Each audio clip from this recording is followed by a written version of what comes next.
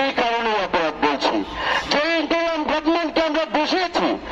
আজকে যদি তাদেরকে বিপ্লবী সরকার হিসেবে বসাতে পারতাম তাহলে তারা আজকে আমাদের কথা শুনতো, তারা আজকে দেশের মানুষের দশার অবস্থা নিয়ে বিচলিত থাকতো।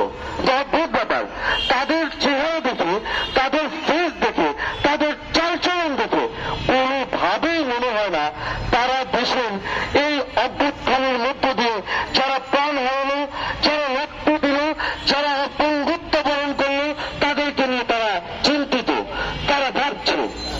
তাহলে এই ইন্টারিম গভর্নমেন্টকে বসে আমরা কি পেলাম? আমরা